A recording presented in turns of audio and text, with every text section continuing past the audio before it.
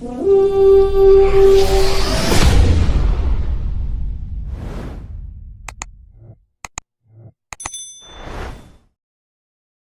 up, what up, what up, everybody? And welcome to the first conversation I'm having this offseason called Skol Conversations. First guest I'm gonna have is my boy Rap, Vocal Vike. What up, Rap? How you doing today, man? What's good, fam? I'm chilling, man. You know, we here. We definitely got some conversations to have for sure, man. Yes, we do. Yes, we do, man. I already know you watched the press conference. Yeah. Man, I'm just a little disappointed as a Viking fan right now. I don't know how you feel about it, but just go ahead. You go first, man. I mean, like, so one of the main things that I think I took from the press conference, to me, it seemed very, I don't know, it seemed like every year, to be honest with you, in my opinion, it just seemed like every year, just kind of the cliche shit, the politically correct type of press conferences, which we obviously expect, right? That's usually, them boys ain't straightforward with us. But one thing I did take away from it was the question was asked about JJ McCarthy to Kwesi, and do he want him to be the starting quarterback in 2026? And I mean, he didn't come out and absolutely say, yeah, you know, this is the direction we went. This is the decision we made. Like, yeah, I mean, to me, he kept the door open, which in my opinion, you could look at that either as a good thing or a bad thing, depending on how you look at it. To me, it's like, okay, you should have, in my opinion, you should have committed when you got asked that question to JJ McCarthy for his confidence alone.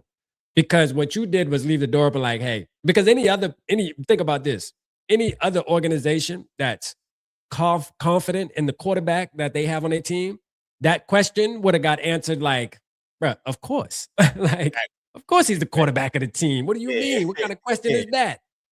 So, I mean, out of all of it, bro, that's the one takeaway for me with Kwesi was, man, I think you answered that wrong. Although you may feel like that and you're just trying to keep the door open because you're going to be wheeling and dealing this offseason and you kind of want to keep your cards close to your chest, bro. To me, that wasn't a good move, man. I was reading the body language, right? Because like right when the question was asked, he kind of did that long sigh and the neck, like, come on, man, like you can't be doing that. That's gonna be dissected. That's gonna be slowed down. We're gonna be seeing that, you know, during the whole off-season training camp. I just kind of felt like, to me, it wasn't a lot of answers, like, you know, that was said, and I kind of felt like it kind of left us hanging, just like you said, like it left the door open for any kind of translation or whatever. And at this point, when you're going into year 5 with this regime, we shouldn't be having the same questions that we had in year 1 and year 2. You know, we should have like some definite answers at this point. Like, to me, it's like I get the political correct situation with it, and you don't want to say too much. And this is just basically like the first interview since the offseason started. But like, damn, man, like I was just telling Zoe earlier, like I was like, man, they're gonna give up on my boy McCarthy. Like I just kind of felt that way, like with them saying they want to keep the quarterback room competitive and everything like that. It's like, that's cool, but when are you going to say McCarthy is still your guy? Like last year, you were saying he was a franchise, you know, he could do this, he could do that. But now y'all like, this and that. But yeah, I just felt some type of way about it. But the main thing, like, kind of like really set me off was the Kevin O'Connell part of it, when he was basically saying like, he don't want to fix the offense. He liked what he do in offense, and he want to continue to go down the field, and, you know, he needs the quarterback to do that. I'm just like, man, here we go. Here we go, bruh. Like, here we go. You know what I'm saying? Here we go, man. And it just was like, yeah, man.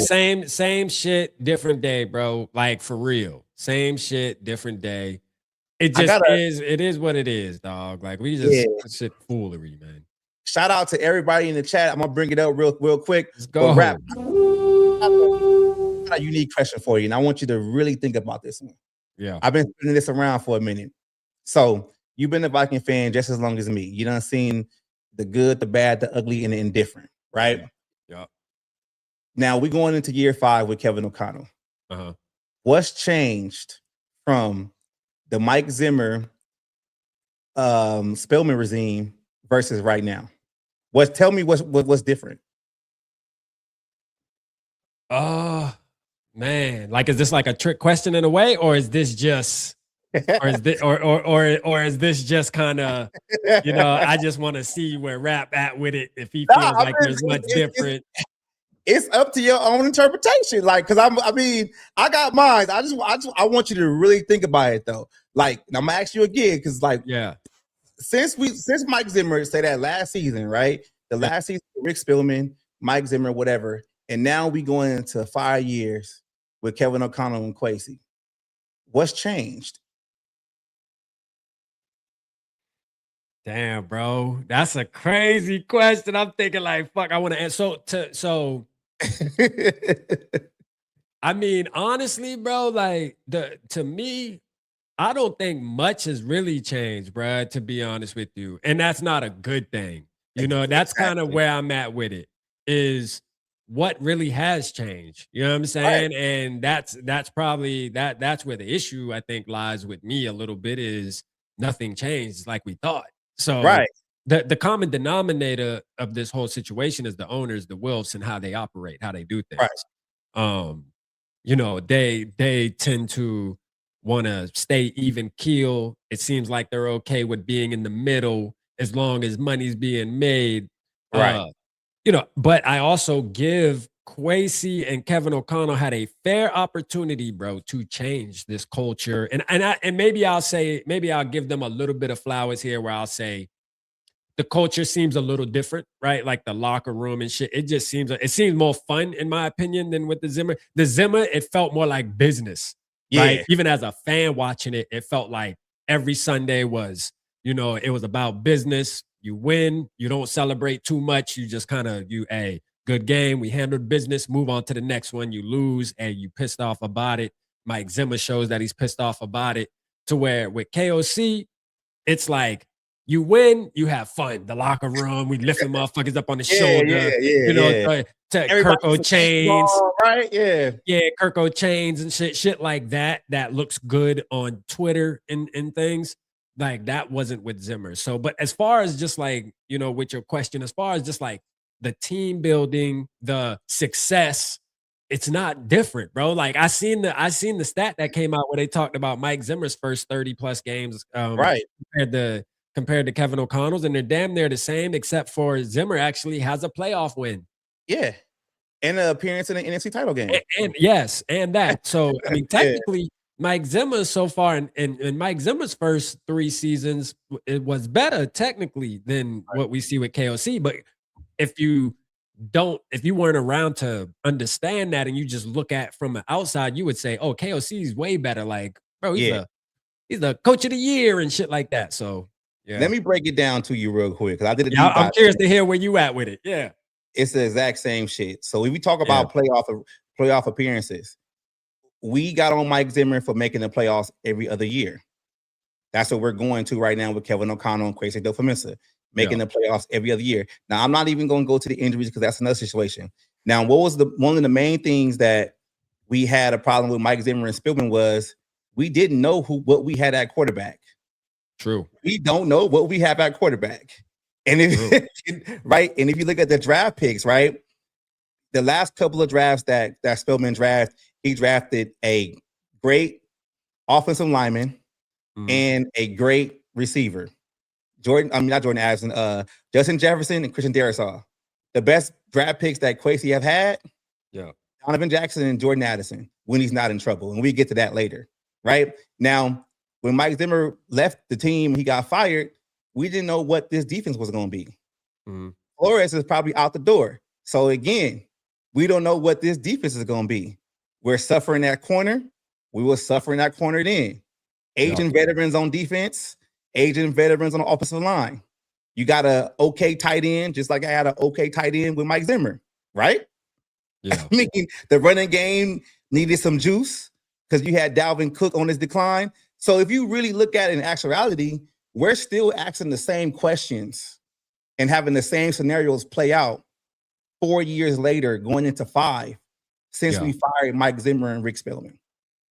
Yeah, I mean, Mike Zimmer probably sitting back right now like, F y'all. Yeah. Y'all thought the grass was greener. Now, I will say though, Woods, as a fan, I think it was time for Mike Zimmer. Just it would, even if it's the same, which isn't a good thing, but I will say it's at least because I felt like it was time to move on, bro. I Yeah, was kind of drained with the Zimmer shit. You know what I yeah. mean? I was drained with it. I'm not denying like it wasn't time to move on and it run its course. But Right. but the problem I'm having is you guys are supposed to come in here and actually have a transition of things actually be different. And when things start to play out for the long run, going on 5 years, you guys have exactly did the exactly same thing that Mike Zimmer and Spielman did. And look at the cap. When Zimmer and Spielman left, you had problems with the cap. And now we over the cap 38 million. I know things can be changed and stuff like that. But at the same time, it's like, y'all really ain't made no changes like that. Like, we ain't had no long playoff run. We haven't had any, stars that really actually get developed. Like, the defense is good, but that's probably going to change if Flores leaves. But I'm just saying, man. It's looking kind of the same right now. It's looking the same, and the crazy part is Mike Zimmer was about running the football, and KOC is about throwing the football. But still, yet you get the same damn results. You feel me? No matter what. That's why it's important to find balance. This lets us know balance is important, right? And I mean, look, man, I watched, shout out Six in the building, talking about like the Texans and how they're being coached and stuff, bro. It just shows you like there is a such thing as a coach that can get a team over the hump. You look at the Patriots right now, what they're doing. I mean, look, bro, this can kind of answer our question of, if you are in question as a fan, is KOC the guy for this team? You can look at those teams as kind of tests. Exactly. Like, bro, they're young. They have young players and sprinkled with some veterans. They don't have superstars all across their roster, but guess what? They're finding ways to get to the playoffs, and now they're winning playoff games, bro. There should be no excuse, especially when you got a defensive coordinator like Brian Flores. Come on, man. We should be in the playoffs, bro. I'm watching the playoffs, and I'm like, bro, we should be playing in these, bro. These teams ain't even, come on. Yeah, it doesn't make any sense. You got somebody like D'Amico Ryans, right? Like, he hasn't missed a playoff since, and he's had a young quarterback. But even though his quarterback has struggled, he's found a way to either run the ball consistently and play good defense to keep his team actually going and being successful in the playoffs. And it makes me wonder, maybe that's why he declined that interview at the end of the day. It went on to Houston the next year. Like do these coaches know something before they get here? And then you got other coaches like, Vrabel going up there to New England. Like, he's already, got his win with his new team. Like, it's crazy, man. It's crazy. I'm just like, I just got to really start calling it out. I mean, that whole Ben Johnson situation with the Bears getting the playoff win before we got one, and now we're the only coach in the division that doesn't have a playoff win. With all our coaches. So it's kind of like, it ain't bashing Kevin O'Connell, because I take the good with the bad, but at the same time, it's like, we want this team to be successful, and we want this team to be, having postseason contention and going to a Super Bowl. And we can't get that if we having the same problems over and over again, man. Bro, the same problems, bro. Like, I mean, Ben Johnson winning a playoff game before Kevin O'Connell is a slap in the face. Yeah, I mean, look, this is look at Broski Bear. He on his high horse right now. I see you, Broski Bear. Yeah, I see you, bro. I see you, Broski Bear. You on your high horse. Hey, that's cool, bro. I'm gonna give you the props when it's when it's time to give them to him. And I gotta, shout out to the Bears, bro. Like, Ben Johnson, he did what he did. You know what I mean? He got them to fight and come back and win a playoff game, bro. I'm asking Kevin O'Connell to get us there, man. As a Vikings fan, bro, I want to give him a chance, but I don't know if he can do it, bro. I don't know if he has it, bro. We going in year 5, man. Things got to change, man. Year 5, bro. No win. That's the thing. Year 5, man. Year 5, bro. That same old tune. And I just know in the back of my head, like, I just know they can either get a veteran quarterback, sign them in free agency, and they're going to bitch McCarthy, or they're going to go out there and try to save their job and make a swing for the fences and trade for somebody and let McCarthy go. And then McCarthy going to go somewhere else, get some time to actually develop. And be good. and be good. And a lot of y'all, somebody said in the chat, well, you know, with McCarthy, I mean, we still don't know what McCarthy is, man. Like we giving up. We still got hope for McCarthy to be actually good. But did y'all watch the Houston game? CJ Stroud played like ass. Yeah, he played. He looked like a rookie out there for a long time out there. I was like, yo, what's up with this dude? But they still win the games because they can play defense and they can run the ball consistently. And that's the thing. Like we look at the Texans is a perfect example, right, of what the Minnesota Vikings could be doing if Kevin O'Connell would just commit to the run and understand, like, hey, man, you know, hey, my quarterback, he ain't in a rhythm right now. On top of him being young, bro, let's figure out a different. There's multiple ways to win a game. Yeah, and I think he don't understand that. He thinks there's only one way to win a game, and that's to throw for 400 yards. Yeah, but when you do that, that's why we always in a lot of, you know, tough games at the end of, at the end of the season, because you throwing the ball, you allowing the other team's defense to either pick it off or slow you down. You're not running the clock out. So you allowing the other team to take the advantage of that, or they're gonna pass. So we can get back into this game. And next thing you know, we got to get a 4-quarter comeback instead of being up by 2 scores and running the football out. Like it's not good. But how you feel about Jordan Addison, man? I feel bad right now too, because I bought a Jordan Addison jersey, man. One of the good ones. Yeah, one of the good ones, bro. You wasted the bread, bro. I haven't even wore it yet, right? And I'm just like, man, can I trade that in? Because I know he's gone, man. But go ahead, let me know how you feel about Jordan Addison, man.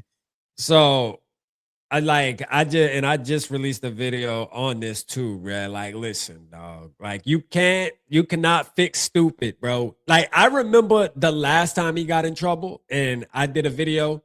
People were like, "Oh, bro, you relax. He gonna be all right. Like, he learned his lesson this time, bro. Like, you don't know what you're talking about. This, that, and the third, bro. We here again, right?" There's some people, man, that there's no matter what it is, bro. It don't matter how much money they make. It don't matter the support they have around them, aka Justin Jefferson, coaches. No matter what, they just find trouble, bro. That's just what it is, man. You know, that's just what it is, dog. Like, them boys, that's Addison. Addison to get, bro. We're not even 2 weeks. The season ain't even over yet. The season ain't even over yet, bro. Why are you getting trespassed? Why are you getting trespassed? You already know what it is, though. So right? This was my thing with the video, right? It's, first of all, because, you know, somebody who's been through the system, somebody who's been around situations like this, I can tell you right now, them police probably tried everything in their power not to take him to jail, bro. Yep. I can guarantee you them people went up to him and said, bro, listen, the people want you to leave the premises, bro. Please just leave. Please just get up out of here. It's 4 a.m. Don't trip, bro. It's going to take us longer to do the paperwork than it is to, we don't feel like doing this paperwork, bro. Just leave and it's over with. Yep. This man went against the grain. I can't wait till the body footage come out, because I'm going to tell you right now, I've seen this story way too many times. And he probably started cutting up. You know what I mean? Nah, my money good. Like, shit, I spend money in here too, and this, that, and the third. And then people said, all right, Mr. Addison, we're going to give you 30 more seconds, bro, to just get in your car and leave, man.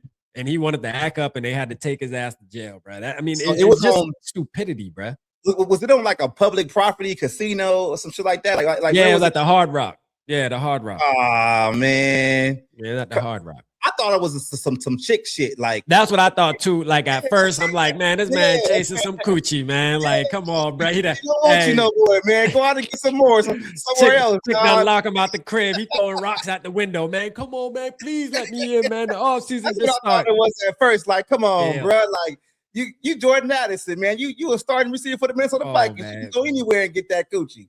But this right here, man, just shows you, like, he doesn't. First of all, it's sad though. In all jokes aside, bro, it's sad because he doesn't really realize how blessed he is. You know, and on top of that, like, you have a coaching staff, you have a team that supported you even when you got in trouble 3 times already. That really supported you. and still allowed you, bruh, and still allowed you to be on the team, contribute to the team, and you looked them in the face and said, F y'all, bro. You looked Justin Jefferson in the face and said, F you. Because the sad part about this whole thing is Justin Jefferson's going to get questioned about it. For whatever reason, they're going to question him. No, bro, this grown man got to take responsibility, bro. Like, for real, man. This is him. You're not fixing that. I'm going to tell you right now, you're not fixing it. He is. You know what I want to happen, though? Because we seen one of my favorite Vikings come out and have his opinion about JJ McCarthy throwing the football. You know, y'all know who I'm talking about. We're talking about CC. We talking about CC, right? Chris Carter. Okay, talking about CC, right? CC had a lot to say about, you know, JJ McCarthy and, you know, him, however it was, right? That whole controversial situation. Now, you as an OG with the Minnesota Vikings, you seeing this man play the same position you played. This is when you reach out as an OG with the team, because you've been through this before. You don't want him to go through the situation he had where he had to get cut to actually figure it out. I mean, it's not drugs, it's drinking, there's some other shit going on. But I'm just saying, though, Chris Carter, if you're watching, this is the time I want you to step up, bro. Yeah. Step up, have a conversation with the young man. Because I think what you saying something is, it probably will hold way more weight than Jefferson, because he's been through that. He's been cut because he couldn't get shit right. But see, my thing was with people like if that was going to happen, because I gotta say, I believe Chris Carter probably did talk to him after the second time before, you know, because he's in the building, man. He's around. I'm sure he talked to Addison. I'm sure we can go find evidence that he admits that he's talked to Addison. The truth is, bro, it's sad. Addison has a drinking problem. All right. Yep. And this isn't me trying to be nasty towards him, bro. Like, because at the end of the day, like, I love Addison. I want him to be a Minnesota Viking. I want to watch Addison, bro, as a Viking on Sundays, Mondays, and Thursdays, bro. We are a better football team with Addison playing, right? That's the truth. But on another note, you cannot allow this to keep happening, man. This first of all, it's disrespectful to us fans. See, that's how I look at this thing. I take it personal. Why? Well, this is why. We got a game week 3, week 4, and we know that, hey, we could win this game, but guess what? We need our offense to be humming this game because we can win this game, and number 3 isn't available to play for us. You know who suffers from that? Us. Because we got to do the post game talking about how we lost the game, but we probably could have won if number 3 was out there. Option out there. Yeah. Thank you, bro. That's why, as a fan, I take it personal, bro. I feel like he disrespected me. You know what I'm saying? Like, for real. Stupid, man. So where do they go from here? You think they try to trade him? I mean, I don't know what they do, man, because they kind of stuck, because the season he had this year with the drops, and already coming in having a 3-game suspension, it's like, I mean, you don't want to trade him for a 4th, 5th round pick. You know, that's so you don't want to cut him. So this is the deal with that too, which is sad, is, you know, if you wanted to trade him, right? Like, just to say this incident didn't happen, and we already had plans on trading him to move off of him due to contractual reasons or whatever. The Vikings had the upper hand because, you know, he didn't play the best season, but people can see he's a star. He has that star potential. So a team that's in need for a possible one, we could sell that, right? Right. But now what happens is, now that this whole situation has happened, now what it is, bro, listen, we'll take the trade. Okay, you want to get rid of him? Cool, we'll take him. But you got to also understand now, he's a risk. We're taking a risk by trading for this player. Exactly. So that, you know, early 2nd round pick that we were possibly going to trade you, that's now a mid 4th round pick. That's now a mid 4th, because we'll take him off your hands, but you have to understand that he has a history of getting in trouble and getting suspended by the NFL, something we can't control.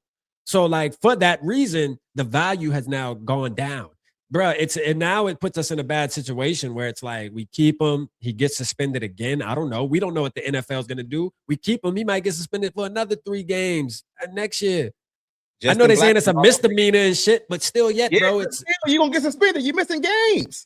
Yeah, bro. Like, man. It's I'm telling you, like, when I saw it, I was like, oh shit, I can't I can't defend it no more. I can't say anything. I can't be like, oh, he gonna learn. Just like you said, it just was like, dude, how stupid can you be, man? Like, you just don't care.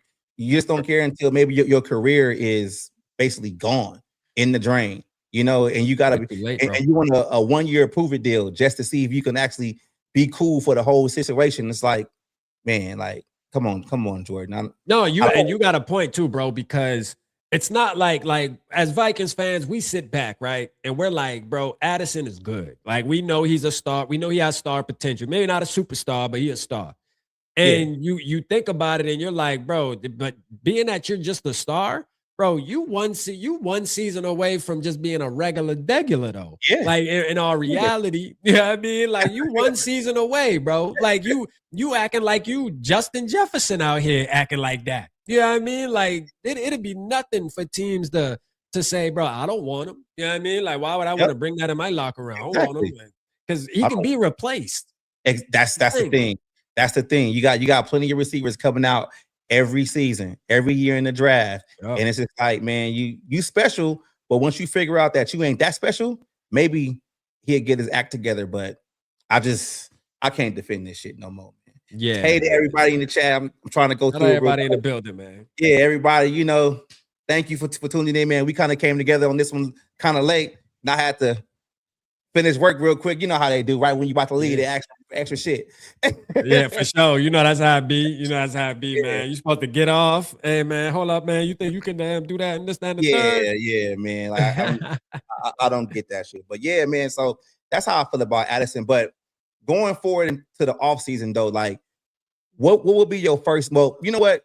Let's talk about Brian Flores, man. Because I know that's your favorite topic, isn't it? That's your favorite topic. Yeah, man. I want to say it because I don't want people to think I'm hating on the brother. Yeah. I'm not. Yeah. This is how I see it. At the end of the day, we all know as Viking fans that Brian Flores being here was going to always have an expire date. We knew that. Yeah. I'm still surprised that he toughed out for 3 seasons, because when he goes on there and he does press conferences and he says, oh, there's only 32 teams in the league, and if I get offered a head coach's position, I have to think about it because that's something I want to do. That lets me know that regardless of what the Vikings offer him, if it's not the head coach for the Minnesota Vikings, then he has already prepared himself and his family to leave. And for us as Viking fans and for the front office, I just really look at it like, you guys should have prepared better for this situation, because even if Brian Flores stays this season and he has another good year, you're right back to that same conversation next year. And I'm not saying you should say, hey, Brian, just go and find something else so we have to deal with this no more. But at the same time, it's like, you knew what coach you were bringing to this team. You knew the caliber coach that he already was. And I asked people the same thing too. It's like, oh, maybe the bag can help him. It's like, dude, this guy got 4 Super Bowls.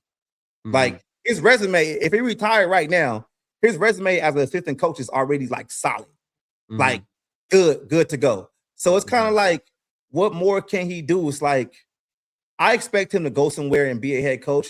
My pick is the Raiders for a little. You pick the Raiders. I pick the Raiders. Okay.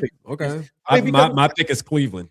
Because the Raiders, how I look at the Raiders, though, I mean, outside of my pops being a big Raider fan, and he always on my head like he want beef flow. He want beef flow. And when you really think about it, though, it's like everything that he had a problem with in Miami was he won't have that with the Raiders.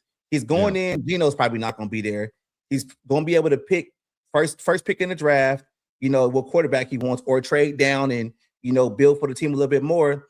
And we got to think about that $100 million cap space they got. Yeah. So whatever he wants to fix, he can mold that team to his image within one offseason. Like other teams, he might not be able to do that because of cap restraints or less draft picks or whatever. But like, I like the Raiders. I think the Tom Brady situation is great for him being there, because Tom Brady, was underneath him when he was a player, with the Patriots.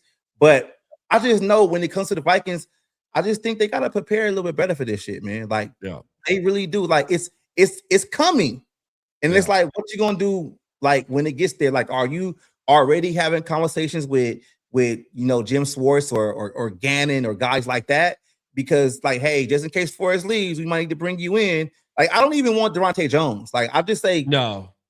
I want the boy from Atlanta. Raheem Morris. Raheem Morris. Yeah, That Raheem to me, I Yeah. think he would be the number one option in my opinion. Because I don't think he's gonna get another head coaching job this year. Yeah. You know, he had his shot. He gonna have to go back and be a coordinator for a couple more years and prove that he can do it again. He'll get another shot eventually, but you know, this upcoming year, he gonna be a coordinator. So he's available. You know, he's available. I would take him. They worked together in LA, won a Super Bowl together.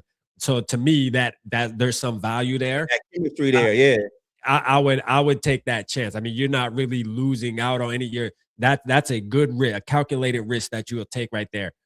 I want to touch on, people say the Steelers, right? And it kind of looks funny how Tomlin stepped down, and Tomlin has so much respect for B-Flow that there could be a conversation there where it's like, hey, I'm going to step down so my young lad can come in and take over. One thing we got to understand about the Steelers, though, is the Steelers aren't with temporary hires. So the Steelers, you got to think about when it comes to coaches, anytime a coach gets hired for Pittsburgh, bro, they're the coach for the next 15 plus years, bro, 20 plus years. All right. They're not with the, let me hire this dude. If he don't work out in 2 years, he's out the door. They look for longevity, which is great. And I say that to say, to me, and they're patient. To me, Harbaugh sounds right for Steelers. I mean, Harbaugh can easily stay right in the AFC North, bro, which would be crazy, but I can see them looking for some type of longevity. Not saying that B-Flow can't be that guy. I just don't think I don't know if he's proven enough, man. I know that sounds crazy. I just don't know if he's proven enough for Pittsburgh standards, in my opinion, to where they would take that chance. But maybe, though, man, I hope he gets a job, bro. I think too. How old is Brian Flores right now? In his 40s? Yeah, he got to be in his 40s. He got to be almost that's too old to start as the Pittsburgh Steelers coach. They normally get coaches like at 30 and keep. You're right, though. That's another thing. Yeah, you talk about that. So I don't know, and I don't really know which coaches are out here that are in that age bracket right now that are hot names either. You know, somebody like Ben Johnson would have been a perfect candidate for them if he was available this year. You know what I'm saying? So I don't know. We'll see. Somebody gonna get a job. Yeah, it's just crazy. Like this offseason, man, you got so many like openings at head coach. You got all these coordinators waiting to see what coach is getting what job. Every other day, some coordinator gets fired. Greg Roman got fired. It's just like it's all over the place. I just really like want to get back to the league to where we got a sense of stability, where it's like you got a lot of culture, and that's why I don't be too mad about players when they be like, "Shit, I'm trying to get paid," because you don't know. You have one bad season, your coach get fired. The next coach come in here, you don't fit that scheme. So now you know you ain't getting that many snaps. So true. Yeah, I will say though, man, like the AFC North screams Brian Flores though. So shout out to Maurice. You on point with that. Like the AFC North, whether it's the Ravens or the Steelers, it definitely screams. I mean, I agree with you too, Woods. Like the Raiders kind of scream it to me though. I think they're so far in just turmoil. Like the Raiders to me seem like a team that's out of it for a long time, in my opinion. But that's why though the Raiders don't fuck with the NFL like that. Like everybody knows that the Raiders give the middle finger to the NFL like every time. Yeah, like it'd be fitting for Brian Flores to go there with the lawsuit. It'd be the Raiders to hire him. But it'd be the Raiders. Like if Al was still alive, he'd have been hired already. Because think about this though, Woods. If you're Brian Flores and you're a hot commodity right now, and you have the Ravens, the Steelers, and the Raiders, like and you have now this all comes down to Brian Flores having an option too, though, right? Like he has to have an option, so he's gonna interview like he's been doing. I think tomorrow he's free to really start accept the job if he wants. Tomorrow's the deadline, I believe. Yeah, even lateral jobs. Yeah, tomorrow he can start accepting. Yeah, even if he wants to go be a DC somewhere. I know Washington Commanders, they want to interview him too, which I don't see that happening. Like one thing for sure, B-Flow is not going to go. One thing we know for sure, y'all, B-Flow is not going to another team to be a defensive coordinator that has a defensive coach. It just isn't going to work, bro. That philosophy, that's too much. No, because B-Flow needs to be with an offensive-minded coach. If he is going to be a coordinator and not for the Minnesota Vikings and leave, he's going to go to a team that has an offensive mind as the head coach at least, so that he can run his system. Because think about your boy in Washington. He's a DC, bro. Like that's what he is. That's what he is. Imagine them two bumping heads trying to figure out whose defensive scheme is better. Like that shit ain't going down, bro. Like so, we ain't got to worry about them.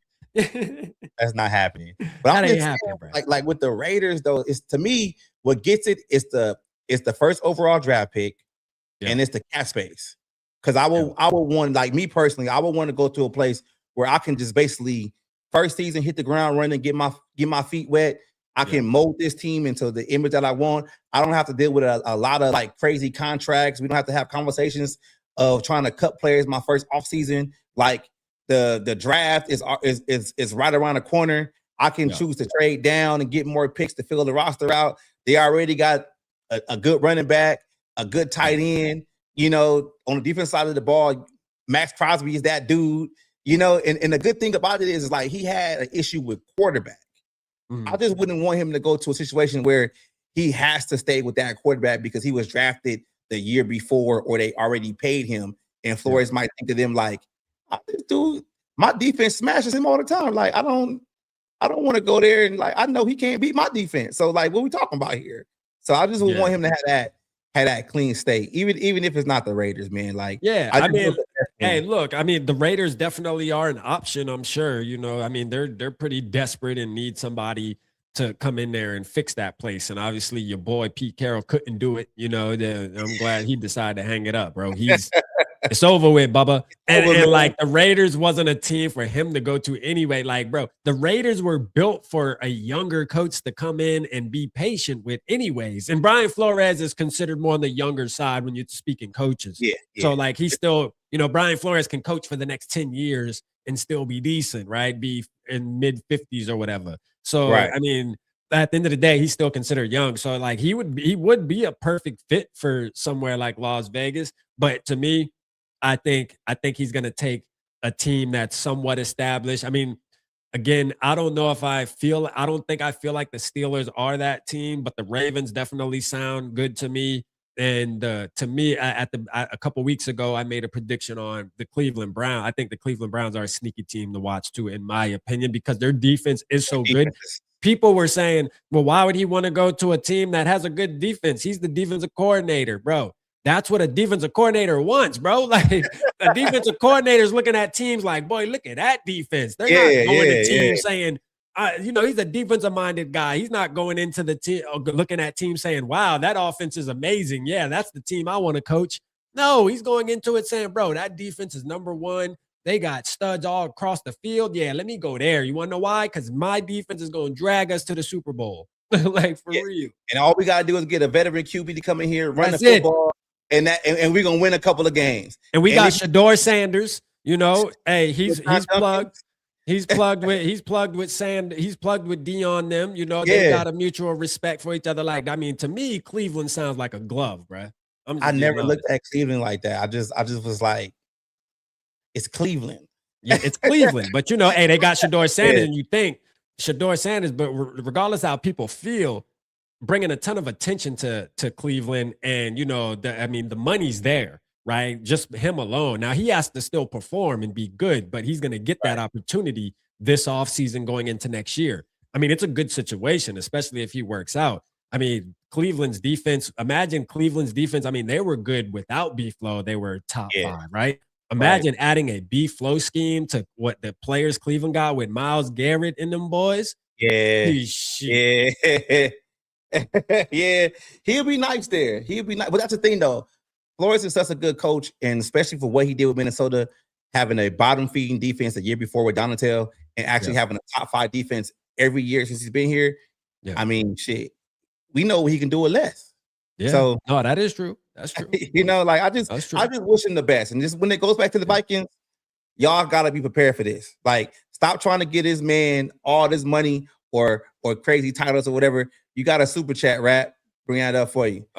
Man, shout out Marty, man, with the 99.99. Shout out my brother, man, tapping in with him. Let's go. Appreciate you, brother. For sure. Yeah, like he did that already. So it's like, Yeah. what more can he do in Minnesota? Yeah. Maybe we should ask him to develop a quarterback or something like that. Because he got magic right now. I don't understand it, but I don't know, man. Man, shout out Marty, man. Big broski, man, with the red. I ain't seen a red in a minute. You feel me? I ain't seen a red in a minute, man. Let's go. Hey, and he was asking me too, real quick. Marty was asking me.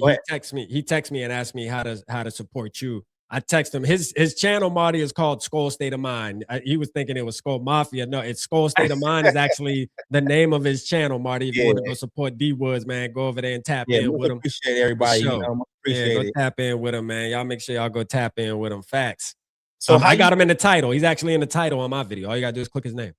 Yeah. So how you feel about like off-season wise? Like who should stay? Who should go? I know it's early. Yeah. I know it's hella early, but like, what's the first move you doing if you crazy? The first move I'm doing is I'm identifying some offensive linemen still, to be honest with you, man. Bro, me and Dale did our members only. I did one of the members only lives. And me and Dale, we picked 2 videos that were, based around JJ McCarthy. Yeah. But as we're sitting there doing the video, we're looking at Brian O'Neill over there, man. And I'm going to tell you, bro, and this is the thing. Listen, this is the thing, man.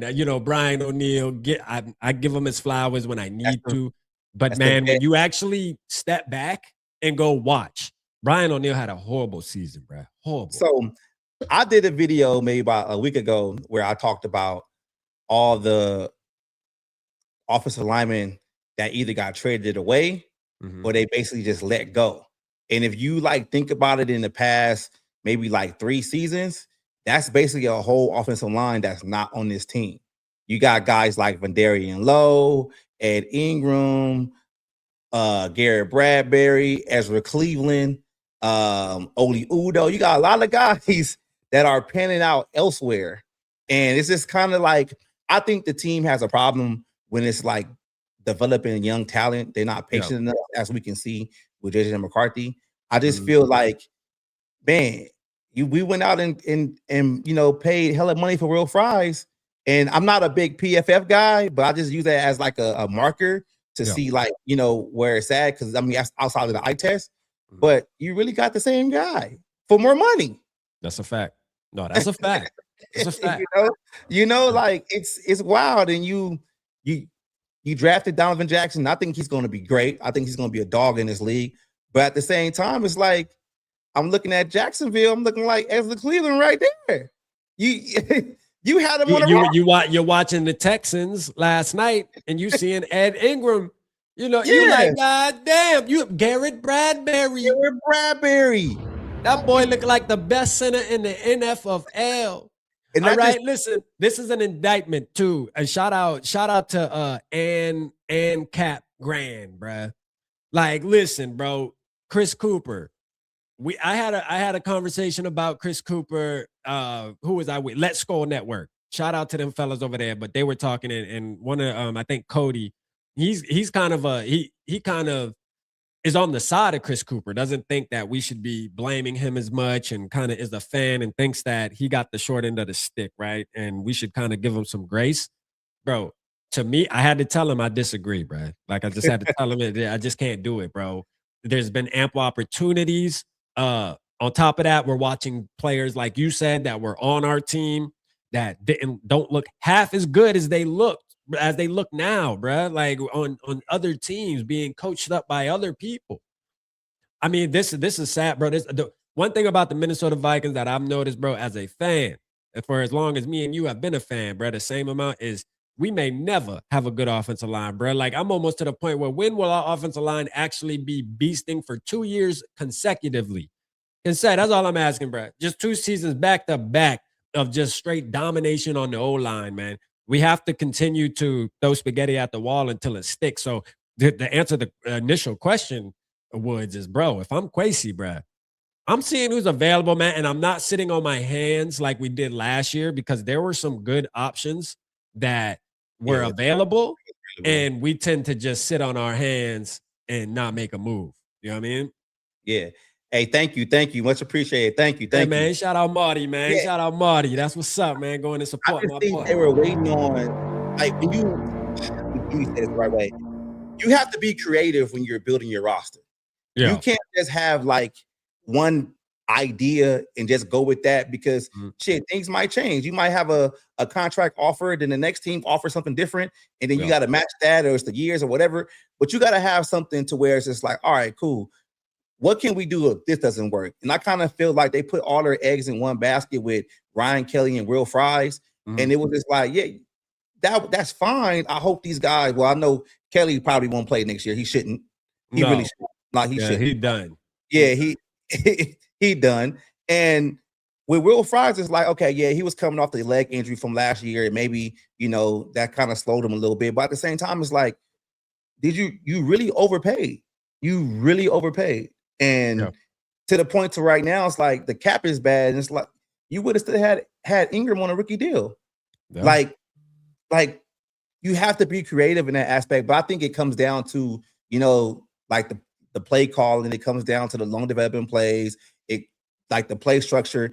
It comes down to Chris Cooper not developing guys. I Yep. mean, it's And it's I mean, Woods, touch on that, because I know last year, right?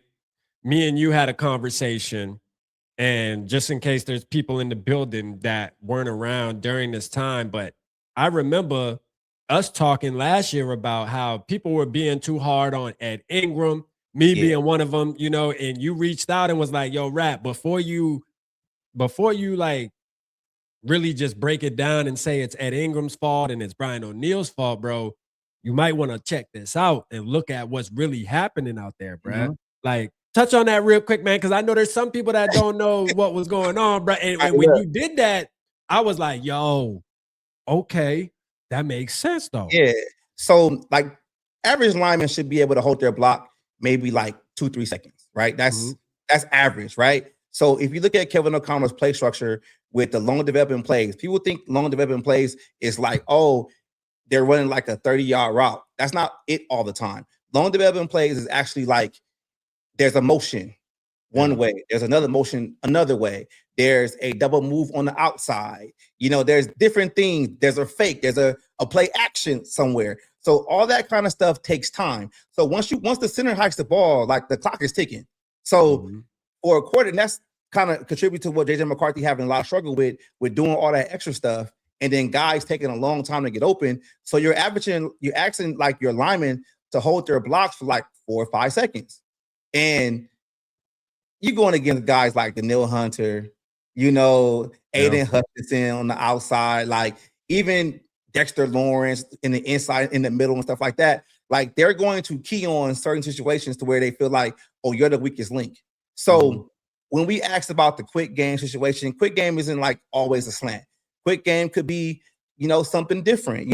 It could be a out pass. A screen. Screen. It can be stuff like that just to kind of keep the defense off. But what Kevin O'Connell does is he does these long development plays down the field, Consecutively. which leads to a lot of sacks. The one game that pissed me off the most was the Max Rosemer game against the Lions. He started the game. We got the ball. First play of the game. First offensive step of the game. It was 2 motions and a fake handoff and double moves on the outside, which in turn led into a sack. So if Mhm. you look at that, all that's going on, and then it leads to a sack. So that lineman's going to get deemed for that sack because they gave over pressure and they gave over a sack, right? Right. But that's what he does all the time.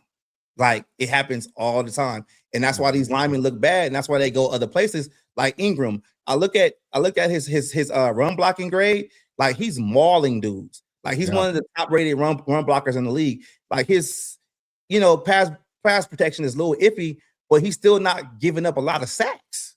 Yeah. Like it's different because they have an offense that's conducive to the linemen that they have, and it's just crazy because it's like it don't matter what lineman you throw in there. If Kevin O'Connell was still going to call the plays the same way, you're going to get the same results. Like it is, and that's why he doesn't play the young guys, because the young guys, they got to work on their protection, they got to work on their technique. They really can't handle trying to hold their blocks that long. Yeah. And that's just like that's what it is. That's how I see it, man. Yeah, no, that's how it came down. Hey, real quick, man. Shout out Marty McFly's wife. Shout out to her, man. 49th birthday. Let's go. Happy birthday. Let's get it, man. Hey, Marty, show her that. Show her we shouting her out on the live stream. You heard? Yeah, so that's just how I see it with the offensive line, man. I just think like I want young guys. Yeah, like that's how I want this whole team to look like. I don't like this team has gotten old quick, and if you look at both sides of the ball, man, like we need young guys to step up, like for real. So let me put you and real quick, Barbara got a question for you anyway. Yeah, I see it. Yeah. There you go, Barbara. There you go. Go ahead, man. What you got? What you got? It was. I get what he was saying, man, but I just feel like we get too like tied into the passing aspect of it. I think a good play caller is a play caller that's really knows how to keep it balanced or whatever. Like I get it, with Paul Allen, he can say stuff about the team, but he really can't. Like we had a great conversation before we went live. So I mean, yeah, I can say that. But so some things were said there, but I get it, man. Like it's different. Shout out Paul Allen. You know what I mean? Yeah. And D Wood, I know just based off of relationship building and stuff, you ain't gonna say anything out of that's just what it is. It's part of the business, man. Paul Allen absolutely has a standard to live up to because he works for the Minnesota Vikings too. Exactly. You know what? I gotta give you your flowers for that though. For the relationship building and shit like that. Like, I've actually watched you and learned that more from you and like changed my approach on situations and shit too. Like, and I kind of feel like the whole Paul Allen situation probably wouldn't have happened if I didn't step back and like, okay, this is what rap is doing. Like, I get the relationship building. Like, I can't be, pit bull all the fucking time. Like, hey, for sure, man. Shout out to you, bro. I get that. That. But yeah, it was a cool experience, man. People ask me like how it happened. Like I just tell them I did nothing. He contacted me and it happened. I just feel like the Kobe mentality, you miss all the shots you don't take, and it just happened. And great interview, bro. Like great opportunity for you, bro. Like and you never know what doors that may open in the future for you, bro. Exactly.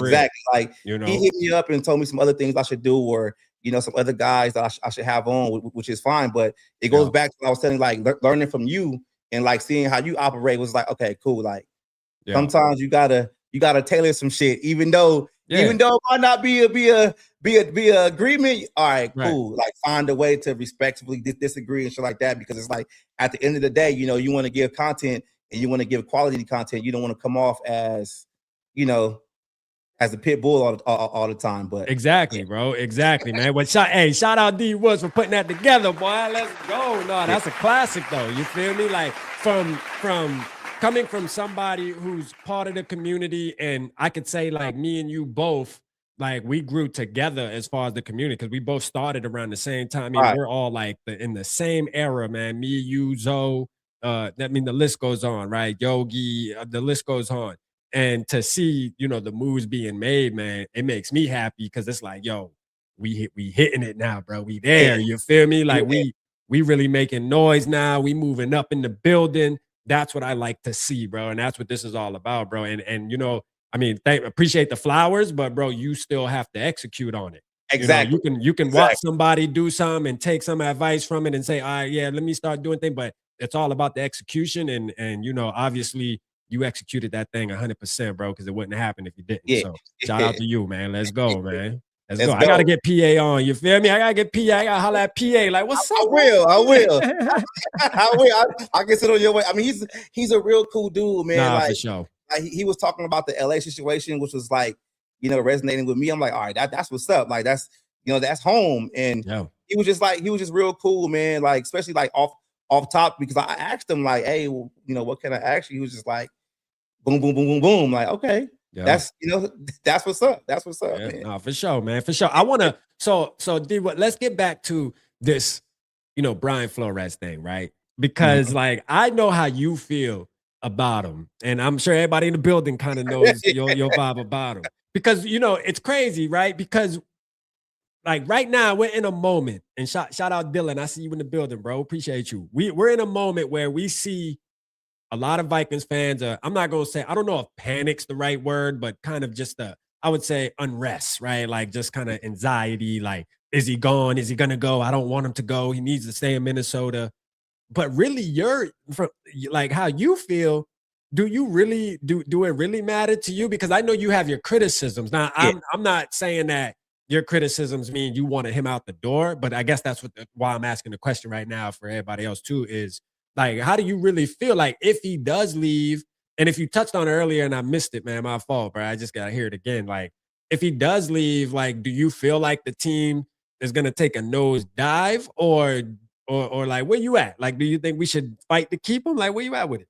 Nah, I don't think we should fight to keep him. Because you hate his defense. I mean, not hate. I guess hate is a strong word, but you have your criticisms about the way he runs his defense. About the middle of the field. Like, okay, my big criticism with Brian Flores is two things. Is the middle of the field is always there, like playing against veteran quarterbacks, seems like to be able to pick out the holes in the defense and not playing the young guys consistently. Like, I'm really pissed about the Alex Turner snap count, whatsoever. Like, I want him to be a star. He can't never become a star if he's always playing, spot games and shit. Like, he's only getting opportunity because somebody got hurt. Like, I want you to develop. I want to see more development from the young guys, but I don't think the Vikings should be trying to go all out to keep Flores, because I asked people, and I'm gonna ask you guys in the chat too, if the Vikings go all out, make him assistant head coach and give him a lot of money, highest paid assistant head coach / DC, there's still an opportunity that he's going to leave next year if the right coaching job is available. And if they ask him. So it's not like I want him to leave. I just feel like the Vikings should have prepared themselves for this moment, because the coach that he is and the ability that he has, there are going to be teams that's going to ask for him. And it's just stuff that we went through, like the Mike Zimmer regime, right? When Pat Shurmur had that good year with Case Keenum, he was gone the next time. And the Vikings didn't prepare to have anybody to step in. Like, I'm more on, he's going to leave eventually. Mm-hmm. What are you doing to prepare for when he leaves? And can you, whoever you bring in, if it's somebody on the staff or somebody on the outside, who can you bring in that can at least keep this defense solid? Because the last I'm not with the, and I know you mentioned it earlier, Jones, bro, Durante. I'm not really with that, bro. Like, listen, I'm all about giving somebody an opportunity, though. Like, I'm a believer in, hey, you worked your way up the ladder, bro. Because this is the thing, there wouldn't be B-Flows if that wasn't the case, right? Like, we wouldn't know who B-Flow, we wouldn't know who Mike Tomlins of the world would be if that wasn't the case. So the truth is, Durante could easily be, I ain't gonna say easily, but could be the next Mike Tomlin, Brian Flores. He has to get that chance. But right now, as a fan, I'm sitting here tonight, I'm thinking like, bro, I'm ready to win, bro. Like, I'm really ready to win. If I felt like the offense could carry us across the finish line, cool. I'm with the Durante. Let's experiment. Why? Because the offense can hold up their end of the bargain. And if things aren't perfect on the defensive side of the ball and we're middle of the pack, you know what? Our offense is going to make up for it because we're going to score 30 plus points a game. That's not the case, though. So, like, with that being said, we see that the defense carries this football team with Brian Flores. So what that means, and the offense can't do it. So what that means is, bro, if B-Flow leaves, you have to be super intentional, bro. Raheem Morris, man, that's my guy. That's who I'm with, bro. I got Raheem Morris, Jim Schwartz, Jonathan Gannon. Forgot the other guy's name, but you got to go out and get those guys that you already know that can develop a defense and have the defense consistent. If it's Durante Jones, somebody like that, or you go out and get you another Ed Donatel, like, y'all already on the hot seat. Like, we gotta, like, y'all already on the hot seat right now. So if you get defensive coordinator wrong again, during this season, like, we already know that's gonna lead to people getting fired. But and the reality is too, bro. Real quick, shout out Black Bear Podcast. We see you, bro. And look, I know you're excited, bro. I know you're excited, bro. Listen, you better win the Super Bowl, dog. Like, y'all better win the Super Bowl. Yeah, I mean, so that you can make it to the finish line. Shout out to y'all. If you missed it earlier, me and D Woods, we gave the Bears y'all flowers, bro. You know, I'm gonna give them to them when it's deserving. Y'all did y'all thing, man. Shout out to y'all. I mean, I wanted both of y'all to lose, really. I wish y'all could have tied the game and just eliminated both of y'all last. You know what I mean? Like, unfortunately, that's not the rules. But you know, hey, it is what it is. Shout out to y'all, man. Keep doing your thing, and we'll see what happens this week here. But like, man, look, I'm with the. Yeah, man, the Durante, man, I just don't know, bro. I just don't know if I'm on board with that, man. Although I don't want to block his blessing. I don't want to sound like that fan that's trying to block a blessing either, because he could, like you talked about. You don't want no. But I do want the team to win now, man. I want the team to win now. I know we say this every year where we're like, okay, this is the year, bro. Our window is open. But I really like I say that this year, bro, with real meaning behind it now, right? Because this is what I vision. And this is considering that we're keeping JJ McCarthy as the quarterback, and he's going to go through a whole offseason. No hiccups. There is no coming back from an injury and having to get up back to speed or nothing. There's no Justin Jefferson, pulling a hamstring in OTAs and not being able to build that chemistry. Now, Jordan Addison obviously is throwing a monkey in the wrench, but that's Jordan Addison. We should be used to that now as Minnesota Vikings fans. He's going to do that, right? Which means why we should probably just get rid of him however we can get rid of him and figure out how to replace him later. But, that's neither here nor there, because we talk about that. I think Jalen Naylor, and this could be a good segue, Woods, about this whole wide receiver situation. But, like, I really feel like the Minnesota Vikings, I'm not saying that their Super Bowl window is open in 2026, but what I am saying is I do believe that the Minnesota Vikings could absolutely be competitive. And I'm not just saying that because I'm a Vikings fan. Like, I'm saying that because I'm watching the teams this year. And this year was perfect for us to actually make a run, because it's wide open when you think about it, right? Like, these teams aren't crazy good. Like, I think if we would have just had competent quarterback play, like, I want to know how you feel about this, D Woods. Because I put this in the Discord. If JJ McCarthy stayed healthy all season, regardless how people want to make memes and say he's 9 and joke on him, the truth of the matter is this. If JJ McCarthy stayed healthy the entire season and played all 17 games, do you think we would have been in the playoffs? 12-5. Thank you. 12-5. And that is a fact, bro. And like, people will sit here, but at the end of the day, if JJ McCarthy would have played all 17 games, we would have been looking at this season like, okay, we're 12-5. He had 5 bad games out of 17. Whoop-de-doo. Yeah, I mean, this is his first year playing. Are you upset about that? Because he was getting hot. And the way we saw the last 5 games of him getting hot, just think about this. That little stretch probably would have hit around like week 9. And he would have carried that, to the end of the season. Just, there was too many hiccups. All I'm saying is, if JJ McCarthy can remain available for the Minnesota Vikings in 2026, and, obviously the B-Flow thing is up in the air, but if, let's just say B-Flow, just for speaking right now, it comes back as a defensive coordinator, bro, next year, bro, we can really, we can be competitive, bro, and try to make a run at this thing, man. I feel like that. And you have to look at the rest of the league too. Offenses are down and defenses up. Like, this if you look at like defenses across the board, there's a lot of teams with good defense. And the reason why a lot of teams have good defense, because teams are figuring out it's cheaper to build a good defense versus building an offense when you have to pay a quarterback.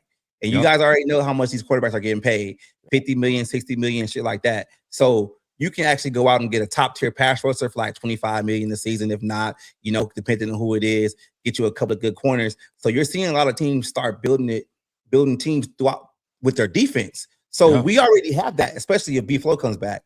And well, just like you said, with the way McCarthy was playing, if he didn't get hurt, like, he would have hit the ground running, we'd have been straight. Like, all those games, those 2 Max Brosmer games, especially the one in Seattle, like, that could be a toss-up. But at the same time, it's like the Carson Wentz game in LA. Game, like, oh, that was just a disaster. Like, for real. Like, the whole thing with McCarthy, and I hope Black Bear is in here right now, because me and him was kind of like going back and forth on the they critical. They on their high horse, bro. They on their high horse. He tried to throw some subliminal shots, but I caught it. And they're like Lions fans in 2023, bro. Like, that's all that is. Exactly. But I'm just saying, like, we believe in McCarthy because we've seen the flashes, we've seen it, but it's just the injuries. Like that's what it comes down to is really just the injuries, man. And it's like it's unfortunate to where I feel like he can't miss no more than 4 games next year. It can't have to be something to where it's like a concussion. It can't be no knee injury or another broken hand, stuff like that. But I'm still at the point to where it's like I accept what happened this year, and maybe he can grow on it and not have those same situations happen next year. But with the way they talk in this press conference, they looking like they want to get a veteran QB in here tomorrow. Yeah. Facts. I mean, the press conference definitely signals, veteran quarterback coming, but you also got to take that to D Woods as, I mean, look at our quarterback room though. I mean, it's kind of obvious that a veteran quarterback was coming because especially Max Brosmer. I mean, you look at it like this. Even if the Vikings decide to keep Carson Wentz, you're still bringing in another veteran because you feel like, listen, we don't ever want to be in a situation where we have to use Max Brosmer. All right. Sorry, Max Brosmer fans. Hey, look, I tried to jump on board with y'all too and hype them up. The Vikings fan in me wanted to support them. All right. There was conspiracy theorists out there saying that Max Brosmer was the next, that Tom Brady and the Vikings didn't want to show their hand. So they were just sitting him on the bench. And we absolutely saw why Max Brosmer is a UDFA, first of all. And shout out to the underdog, man. We're going to root for the underdog every time. But at the end of the day, Max Brosmer is unplayable at this moment. You will not win a damn football game like that with Max Brosmer. Now, we wound up squeaking that one out, but that's why, because B-flow, bro. Like man, listen, if you got to lean on Max Brosmer, bro, we going to go 3-14, bro. That is a fact. You got to bring in another quarterback regardless of how you cut it. Exactly. Exactly. Like I never got that. First off, you got another super chat. Shout out to Weevil in the building, man. Let's go. He said the Vikings can bring in Rodgers, man. F Rodgers. No, we don't want Rodgers either. Did you see Rodgers' last game? Like, no. No. No. And that goes to all the people that were on the Rodgers train before the season started. It's like, okay, you win. Okay, we had Rodgers this year. All right, we win 9 games, make it to the playoffs, whatever. We win 10 games, make it to the playoffs, right? One more game, we make it to the playoffs. Bro, Rodgers is washed, bro. Can we leave? Can we leave the 2011? What was it? 2000? When did he win? 2011, 12, I think. Can we leave that shit where it's at? All right, that shit was us, man. My daughter was damn 2 years old, bro. She, come on, man. Like, we got to stop, bro. And this is my thing. I'm glad you talked about the Aaron Rodgers with Viking fans. Why are we the only fan base? And I'm not sure how other fan bases are, but I just see my fan base. So I'm calling my fan base out. Right. Every week, there's another quarterback that we want on this team. Like, it seems like we're more infatuated with everybody else's quarterback besides the one we got. Like, it done went from Aaron Rodgers to Kirk Cousins to Joe Burrow, Justin Herbert, Malik Willis, Kyler Murray. Like, no. And Malik Willis will not fit in this offense. I'm sorry, ladies and gentlemen. Malik Willis is not the type of quarterback that's going to fit in this offensive scheme. Malik Willis will do good in Baltimore or something like that, I can see. But when it comes to Kevin O'Connell's way of calling play, man, Malik Willis is not the type of quarterback you want, bro. I'm telling y'all right now. We watch D Wood. That's a great point, right? We'll see a quarterback have a good night, and all of a sudden, he's our savior.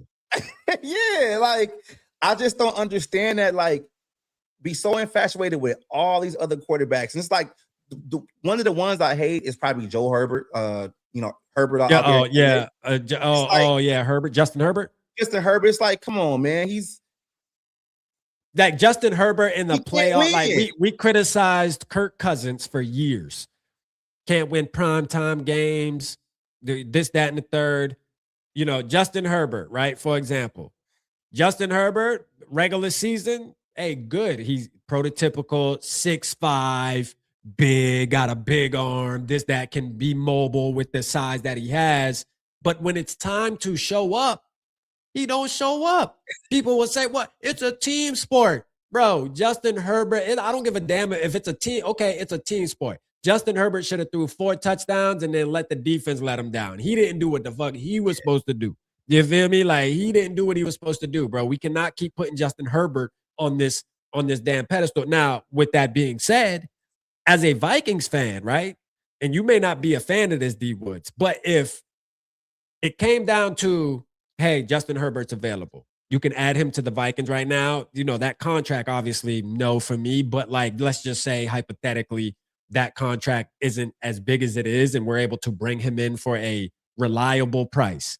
I can see Justin Herbert being a little more successful in a Kevin O'Connell's offense with Justin Jefferson. And because Justin Herbert, we got to also admit that he hasn't really had the weapons like we have on this football Especially team, on the outside. especially on the outside. So he's always had to work with a little less. So I would be interested to see what he could do with our type of weapons we have. So, you know, it would be interesting to, you know, and exciting, but nah, man, like I don't Justin trust. Herbert. I don't Yeah. trust. I don't I know, trust. yeah. You say you don't trust it. Hey, shout out my boy, man. Shout out Skol Mob, man, with the 1999. He said, I'm not saying I want them to trade. I said the Vikings. Oh, okay. Okay. I just don't trust it, man. I just feel like Kevin O'Connell will be like, "Ooh, I got Justin Herbert. We dropping back every play now. 45 dropbacks a game." Like, Oh, that's a fact. I'm cool on that, man. But when I'm talking about Kevin O'Connell, like, the thing about it is too, like, I get B-flow shit, but Kevin O'Connell, you was brought in here to develop a young quarterback, identify him for the future. If you gotta, you know, crap out and basically go get you a veteran quarterback of Justin Herbert status, why are you still here? Because you didn't complete the job. You basically start building the house and abandoned it and went to another house. Yeah. Like, shout out Chad Wisty, bro. that. Pull that name up real quick, bro. Chad Wisty right there. That bro. Davis Mills? No. Now look, hey, hold up. You saying no, I get it. I'm not saying to come in as a starter. But what I will say, yeah, as a backup, bro, he's a veteran, and the Texans are smart because, you know, they keep him on the roster, something that the Bears did too. I want to give a shout out to the Bears again, which I hate doing, but, you know, keeping your boy, Badgett, Tyler Bagent or whatever. You know, it's important to invest in a QB2. And what the Texans did was they drafted David Mills high, and they kept him on the roster. And now when he does step in, bro, people will say he looked better than CJ Stroud. But like, CJ Stroud just has that name, and, you know, you drafted him so high to where you're almost obligated to play him. And, you know, his jersey sales are already up there in Houston. So you kind of got to play your hand at this point. But like, the reality is, bro, when you watch David Mills step in, bro, hey, listen, okay. Like, bro, that's a good name. I ain't think about that, but that's a good name. But that's what teams got to start doing, though. They got to start reinvesting into backup quarterback. Like, I understand, like, teams have gotten away from that because the starting quarterback gets paid so much. But if we're going into a 18-game season and we're already in a 17-game season, like, players are going to get hurt. So you need to have a viable quarterback behind them. Like, I was really so pissed about the whole Phillip Rivers situation because I'm like, you really brought Phillip Rivers off the couch from coaching football, 44 years old, to actually start to help y'all get into the playoffs. You couldn't get a young quarterback from nobody's practice squad? Like, nobody's practice squad. That was the guy you want. But that was kind of similar to me. Like, I call bullshit on it because it was similar to the Jeff Saturday situation that they did a couple of years back, where they already had Reggie Wayne in the building, who was there as a, you know, receiver coach. But then they went and got Jeff Saturday off of ESPN and had him coach the rest of the year.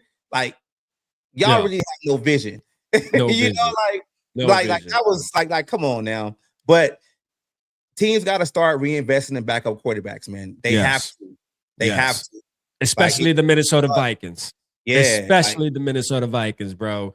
We have to invest in our depth at quarterback, and we have to get some competent quarterback play, bro, because and the thing is this, man, like, you know, everybody want to talk about how in the Vikings organization about how they so analytical and look at the data and all this shit. When you think about the Vikings front office, you think geeks. All right. Like, that's reality. You don't really think football, like real football. You think geek, which is fine. Like, that's fine. That's, you know, that's their thing. Right. Okay. If that's the case, though, what confuses me is you had the situation in 2023 where we had to go through this whole quarterback Ferris wheel. All right. 2 years removed from that, you go through the same shit again. All right. And now my question would be, if you see that you have this evidence, you have this data, why aren't you using it to your advantage? You can't tell me that Carson Wentz was a guy that you sat back and said, hey, bro, the past couple of years, the quarterback for us has been partially a reason why we either make the playoffs or we don't, or even be competitive when we even get in there, is because the quarterback, we don't know. Like we keep getting injuries, or, this person ain't available, this, that, and third. Bro, this year, be intentional. Be intentional, Yeah. man. Take care of it. Yeah. Take care of it.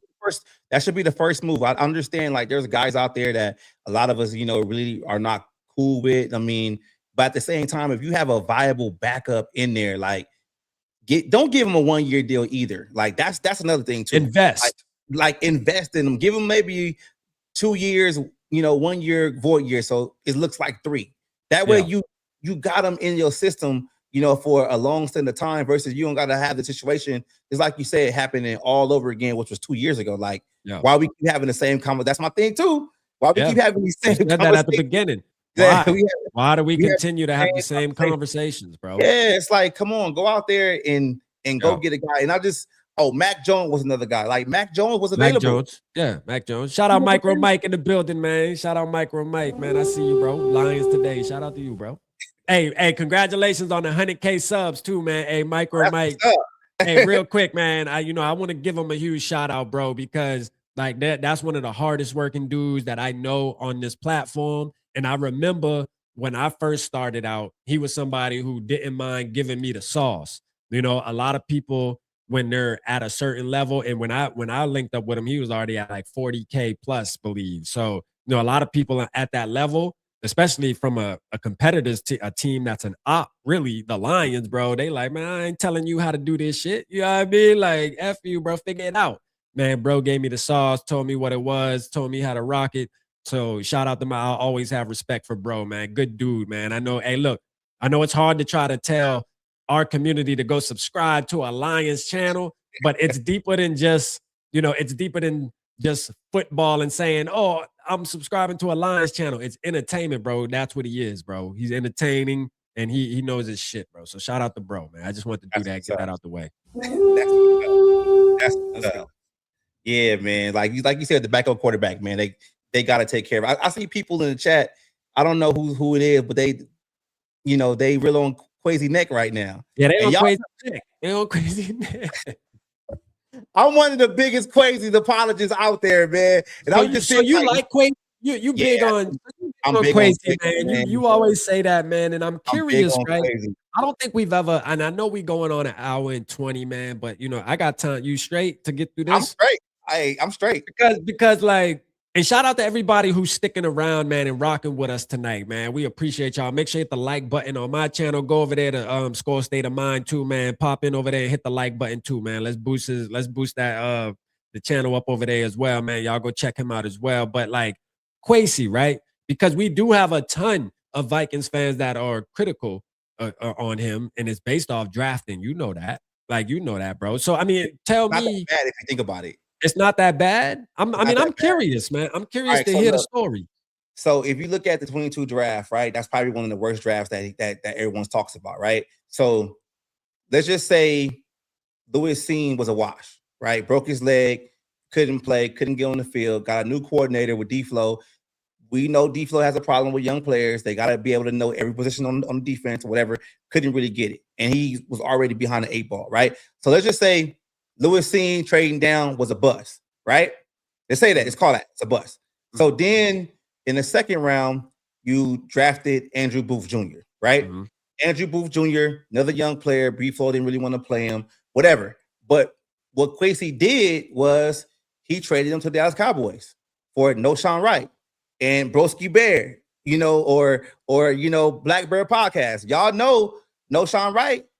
He's a Pro Bowler this year. So in turn, he turned the bad pick into a good pick, but then the coaching staff didn't play that pick. So therefore, they let him go and he walked over to the Bears, right? So that was number 2. Then you had your 3rd round pick, which was Ed Ingram, right? How does Ed Ingram look now when he's not on the Minnesota Vikings? He looks like a completely different player. So I get what you're saying. Yeah, I get what you're saying, man. Like if you really look at the draft, so you're saying like these players aren't bad; they just weren't coached right, or they just weren't getting the opportunity. Yeah, they want to get the opportunities, and you even have Vendorian Lowe in that same draft, which he was traded in that same offseason. When have you ever seen a player get drafted and get traded in that same training camp? Like that's rare. So you have that. I don't even think like the 22 draft is the worst draft for Kwesi. I think the 23 draft was worse because you only had like 4 or 5 picks and only one of them actually really played was Addison. Addison. Yeah, and Addison's the problem. But like the stuff that Kwesi does outside of the draft, like his free agency classes have been great outside of, Allen and Hargrave this year. Like they've been great. Van Ginkel, Bernard, Isaiah Rodgers to a certain extent. I mean, Kelly is probably going to retire, so you can slide in for that. And, Real Fries is not that great, so you can slide in for that too. But like one of the best moves I would say he did last season, in my opinion, was trading for Cam Robinson when Darisaw got hurt. Like Darisaw goes hurt. I mean, we didn't even, who are we going to put at tackle? Questenberry? And he goes out and trades for Cam, and Cam plays the rest of the season. Like, then like the cap situation, like even though we're over the cap, like there's ways to tweak maybe like 1 or 2 players and you're cap compliant with more money. And the other aspect I like about Kwesi is he listens to his coaching staff. Like if you're a coach on this team and you go to your GM and you say, hey, I like this guy, he's going to try his best to get you that guy because he feels like you're going to be able to win with that guy. Like that can be a fault too because we haven't seen what Ty Felton can do, and Dallas Turner is sort of a part-time player right now. So I like Kwesi, but I just believe like it's not just the draft picks. There's other things going on to it. Like the coaching staff doesn't coach up players, but at the same time, it's like he's not that bad of a GM. Like he's really not. They just give him shit. Like it's easy for him to get the blame. But like I did another video a month ago too, where I talked about the triangle of authority, where back in the day you had Rick Spielman, Robert Zepinski, and Brad Childers, and they kind of like ran the team that way. So like I feel like that's what's going on now, where you have too much community on certain decisions, and that's why I blame them all. Like if you're gonna fire Kwesi, you gotta fire everybody else too, because they all making decisions together. But that's just how I feel about Kwesi, man. Like that's that's what's up. Like that's what makes this fun to do and great is we all have different opinions. Like I was a Kwesi truther as well for a minute, but then I had to start sitting back and looking at like comparing him to other teams. And I get your point on, hey, we're seeing some of these players that we drafted. All of a sudden now they're playing good. So the Ed Ingram is an example, which coming from Vikings fans, bro, we actually need that position too. So like you let him walk too early, like you let him walk, So now, but okay, but if listen to the thing, right? So that's 2022, right? 2023.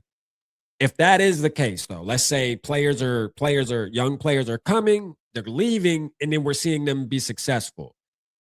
At some point, I feel like Kwesi then has to drag his nuts and say, okay, coaching is now an issue now. So now I got to start, putting motherfuckers on the chopping block. Because as the GM, I mean, that's really what it is, bro. Like, I think the collaboration ordeal that everybody signed up for when they came to the building, to me, I think it doesn't benefit anything.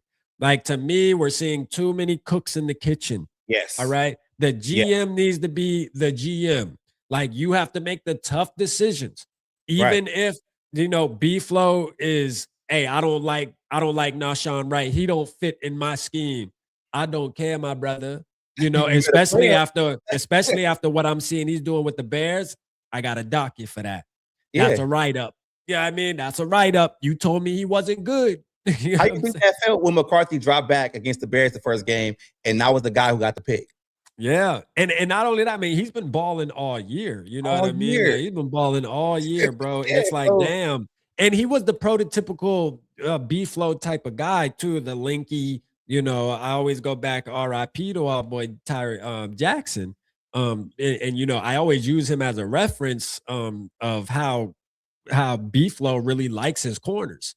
I mean, he likes that type of that linky but physical, you know, fast, quick. You know, he likes that. That's what he's here for. He likes those taller corners, man. And Nahshon Wright fit that mold in my opinion, bro. So I don't understand why he didn't play him, you know, but I also believe that Brian Flores' defense is very complex for somebody to just step in, you know, week 5 or week 4 and then expect to learn it and go out there and actually be productive. I think B-Flow actually needs players that are going to be here throughout the offseason so they can get all the installments and really practice it and study it before they can go out on the field and actually be productive with it. So I think that plays a part too. But I get your point though with Kwesi, man. There's a lot more people though that say, man, he got to go. Hey, so think about Mekhi Blackmon for example, right? Yeah. We traded Mekhi Blackmon to the Colts. Now, so you willing to tell me what we saw from Jeff Okudah that we really traded Mekhi Blackmon so Okudah can play? Like that was like really like, and you really in the season with only 3 corners. Like, and I was a Jeff Okudah truther, you know that, man. You know, hey, I got it wrong. I mean, got it wrong on that, bro. Got it wrong. I would have kept them both. It's like for real, but I just don't get it, man. Like there's a lot of players out there that was drafted by Kwesi, just brought in by Kwesi. That's basically playing in other. I'm saying it could be worse. It could be worse. It could be worse. Could be worse. I'm not saying he's horrible, but I do believe that. You look at some of the other GMs around the league that are actually team building. And one thing for sure, I think drafting is very important. And, you know, now that you put it in that perspective, you can look at it and say, okay, these players aren't that bad. Now, Andrew Booth, a bust, bruh. Andrew Booth is a bust. I'm even comfortable enough to say that Lewis Cine wouldn't be that good in the NFL either. And we kind of have that evidence because he's been on multiple teams now and nobody's using him. He can't. You know what I mean? He can't stick with nobody. Right. So, you know, obviously it was the right thing to do to get rid of him. And I gotta say this though, Rap. My bad. Yeah. Man. No, go ahead. Stop talking about Cal Hamilton, please. Oh yeah, that because you know that, but we said that though, Woods, like Kwesi was going to have to wear that on his jacket for the entirety of his NFL GMing career. It is what it is. He made the decision. But I'm gonna ask you this though, Rap. If we drafted Cal Hamilton, where is he gonna play? Oh, he would have played. You want to know where he would have played? So first of all, Cam Bynum would have been gone. You know what I mean? Earlier. Yeah, Cam Bynum would have been gone, bro. Okay. They would have, man, Cam Bynum, you out of here. Or you just going to be a safety. Cam Bynum's career, it would have been a disservice to him because Cam Bynum's career wouldn't be where it's at right now. Because he would just be a backup. You know what I mean? Like he would have just been a backup for the Minnesota Vikings under the radar, but still would have been a good backup, good depth piece. That's how you build, though. You know, that's kind of what you want. But he would have probably replaced the Metellus role. Yeah. You know, and it's crazy, bro. I sent the video in the Discord last night as we're watching the Texans, man. And, you know, obviously this is fresh starting YouTube, and I'm out here looking for players that I like. And I was very like, you know, I don't like to say, oh, I like this player and that player and that player. Usually during the draft process, I pick like 3 to 5 players that I'm like, hey, this is Rap's wish list.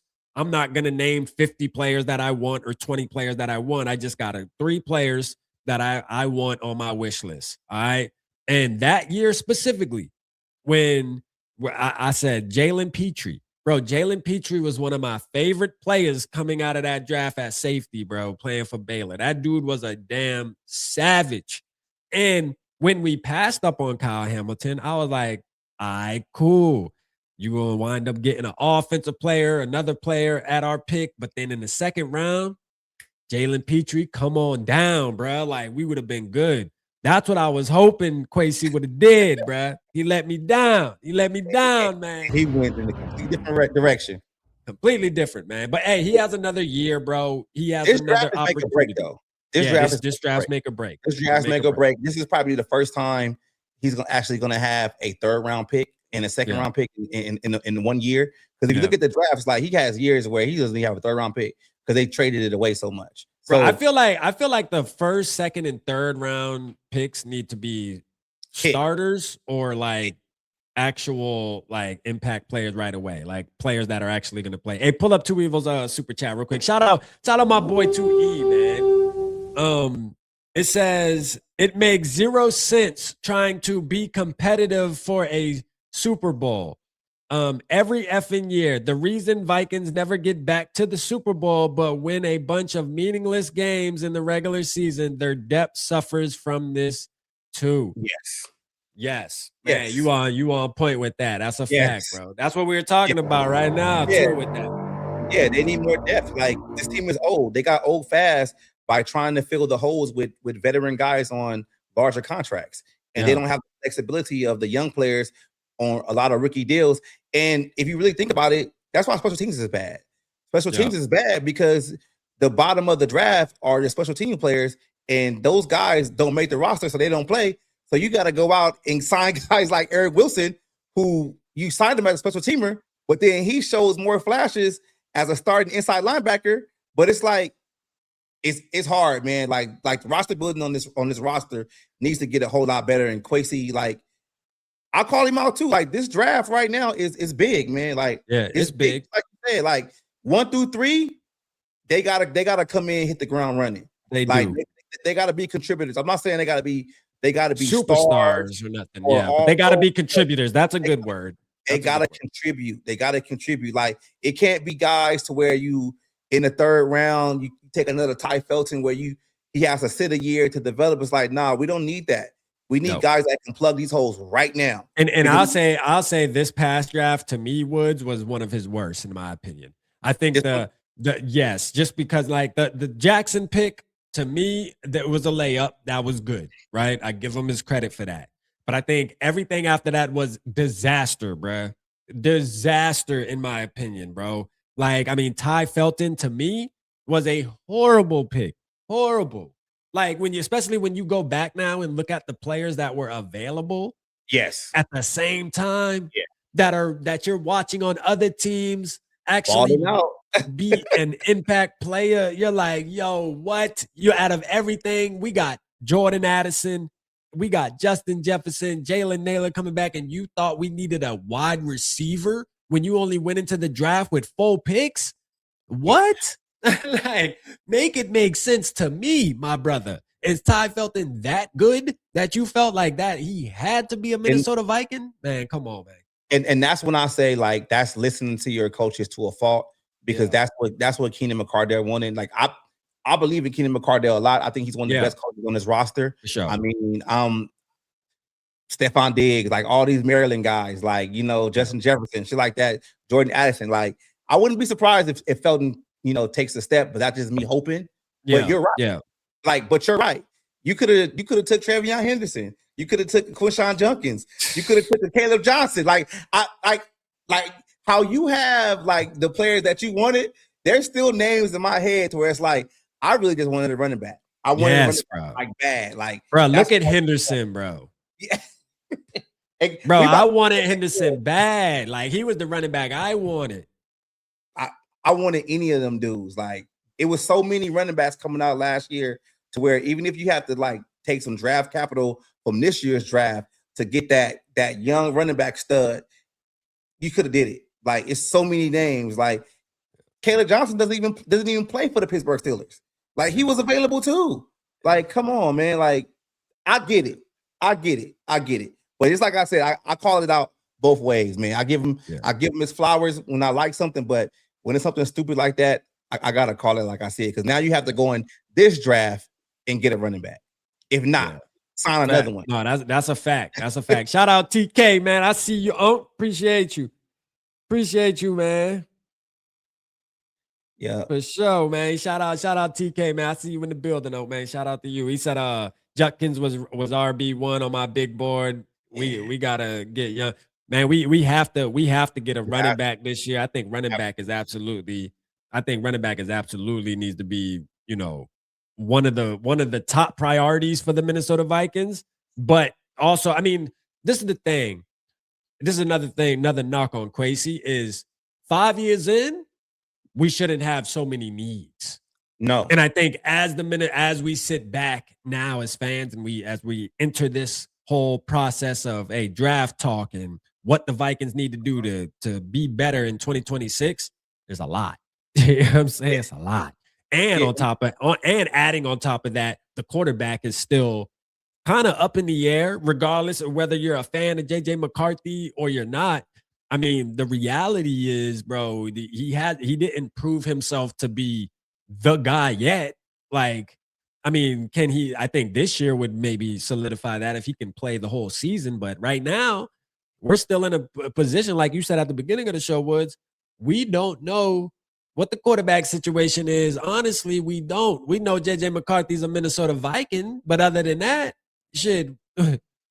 Yeah. We don't know if he's the franchise guy, bro. And Exactly. the GM didn't commit to him. Hey, and it goes back to my point when I said it earlier. Like, we 5 years in, and we got the same problems we had when we fired Mike Zimmer and Rick Spellman. It's the same problems, bad drafts, all that shit. And this is like, what progress are we making? But if we have another season like we had last year, man, it's heads got to roll, man. You can't bring it back. Do you even see the Vikings doing anything on the coaching staff this offseason to make it a little bit better? And who would you bring in to help out?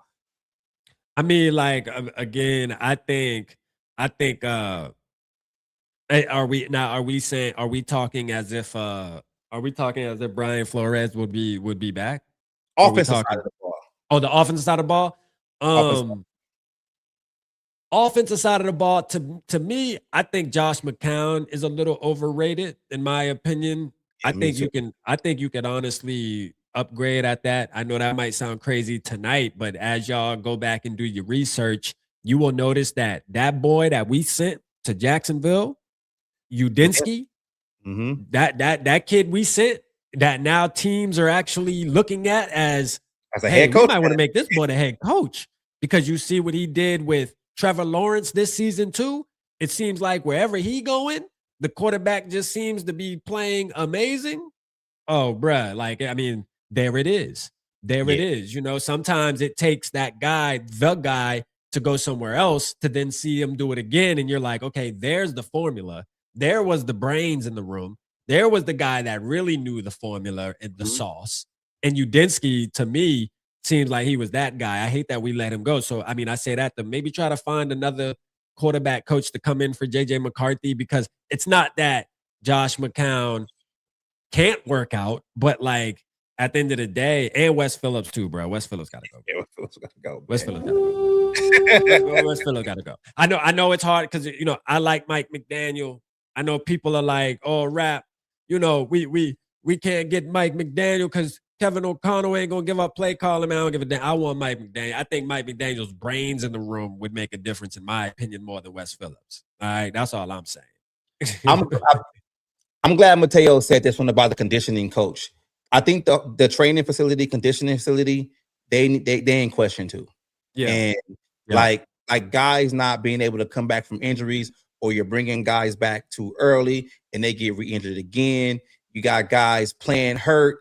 Like it's been all bad this year with the injuries. Like, I know like the highest one is probably Carson Wentz, but at the same time, if you look at the injuries across the board, offensive line injuries, you know, and the one injury that's not talked about enough to me is the Jalen Naylor situation. Like, who told him he was going to miss time because of his hand, but then he flies to LA and does a second opinion and gets surgery, and he hasn't missed a game. You know, it's like something's wrong there with the coaching staff, with the training staff. And I'm glad Mateo brought that up, because I feel the same way. Like, no, Mateo be talking, bro. I ain't gonna lie. Yeah, shout out Darius, man. What did Phil's super chat say? We ain't get to read that shit. What did it say? I don't even know how Vikings future look because we keep signing and filling holes and not developing draft picks. Yes. Yes. Thank you, Brad. Thank you. That's it. I mean, that's as simple as that, really. So do you think when they don't develop draft picks, you think they're just like in win now mode, or both systems on the offensive side of the ball or defensive side of the ball is so complex to where it's going to take a young guy from college time to actually dissect it and figure it out? Like, is all that in play, or are we just drafting the wrong guys? I think we're just super anxious. I think they feel the energy around the fan base as well, around the city. Um, to me, I just think there's a lot of anxious vibes in the building where, hey, our expectations are high for this team, bro. Like we in win now mode, right? And so when you're in that type of zone, you tend to make decisions a little too quickly. Kind of going back to what you were saying, letting the Ed Ingrams walk out the door, letting the Wrights walk out the door without giving them a fair opportunity because you actually see the like going back to the drawing board where what's the reason I called to even trade for this guy? Yeah. What's the reason I even, put him on my draft board to draft him? Well, let me go back to that moment and figure out what was the reason why we all were in agreements to draft an Ed Ingram and put him on this team. And I think it's you sometimes you have to at our coaching staff and front office, they need to start sitting back and realizing like, hey, bro, go back to the roots, okay? Go back to the whys. I think the whys are important here. We're so anxious to win right now that a motherfucker go out there and make one mistake and we ready to just chop them. And that's not how you build team, bro. That's not how you build football teams, bro. You can't just chop him and then bring in another player and see if he can do it. And if he don't do it, we're gonna chop him and bring in another player. Some players take a year, bro, but then that year is worth it. It's an investment. It's worth it. Like the first year, they might be mid, but you continue to let them play, they turn into a star. It happens all the time across the league, bro. We've seen it. We've seen it firsthand. Xavier Rhodes was drafted by the by Frazier's regime, right? And that dude was always getting penalties for pass interference, holding. Like he was trash. Yeah. But Zimmer came in there and actually gave him the opportunity, gave him some extra coaching, and we got to see Rhodes close. Yeah. We don't see that if you like you said, first sign of trouble. Let's go sign a veteran. Like, nah, they got to go out there and actually play. I just don't understand it, man. Like, you going to make this roster even older than what it is when you have to, go out there and sign these veterans, and your cap compliance is going to go out the door because them older players want to get paid. They don't want to get paid no rookie deals. Like, and another thing too, that's a knock, bro, is we have the most expensive roster in the NFL to not be in the playoffs. Like our roster costs more than anybody else's. We talking about rosters that have Patrick Mahomes and all these quarterbacks, bro, that are getting paid mega bucks. Our quarterback's getting paid damn near what, 10 million, maybe 12, 14, I don't know. Like, come on, bro. Like we have the most expensive, right? And we got knocked out of the playoff. We ain't even in the playoffs. And we could have made the playoffs with 10 wins, like just really 10 wins, I believe. We probably could have made it. 10 wins would have made it. Like, come on, man. You gotta do you gotta do better, man. There's a problem there. And we're gonna have to look into that problem. But I think it comes down to, like we talked about, you have to be willing, first of all, to develop players. And this goes to the JJ McCarthy, people that don't want JJ McCarthy either. It's cool to, look at his first year of actually playing football and saying, you know what? He ain't the guy, bro. We need to move on. That's fine, right? If you feel like that, nothing against people that feel like that, die on that hill. In my opinion, we've made this mistake too many times. I want to try something different. All right. I'm willing to see one more year. I'm willing to see I want to see another full year, bro. Second year play, So how you feel about that comment about Anthony Richardson? So I remember, man, I was big on Anthony Richardson just based off of his talent. Like, as far as, he's an athletic freak. So, like, if you can get him in the right situation and, you can probably get a lot out of him if he's coached the right way. The thing with Anthony Richardson is he's the type of player that you really have to coach him, though, because he has so much ability athletically that you got to teach him how to use it right, though. It's one thing to be able to throw the ball and hit the ceiling and do backflips and shit. That's all cool. Like, I like that, right? But now let's try to put it together where it can be effective on the field. And, that's somebody who I like the Anthony Richardson deal. I would take him to bring him in the building for a rehab, but I think if you do that, like, let's say we do that, Carson Wentz has to get off the team, and then you have to be real aggressive on a real deal veteran. Yeah. Okay. Like that at that point, you have to get a veteran that can really come in and challenge both of the young quarterbacks and can give us a chance to make the playoffs if it comes down to it. I mean, some names we can probably throw out there. I don't know. I mean, we can look at Mac Jones as like a veteran, maybe, right? Like I would call Mac Jones a veteran, somebody like that. That's not gonna break the bank, but still yet can be competitive and win some football games. Because those are two projects. Because at that point, we're kind of in the same situation we're in now because you got JJ McCarthy and Max Brosmer. I mean, shit, Max Brosmer and Anthony Richardson, I mean, they almost in the same category in a way. They are. I Yeah, mean, Richard's just been in the league longer.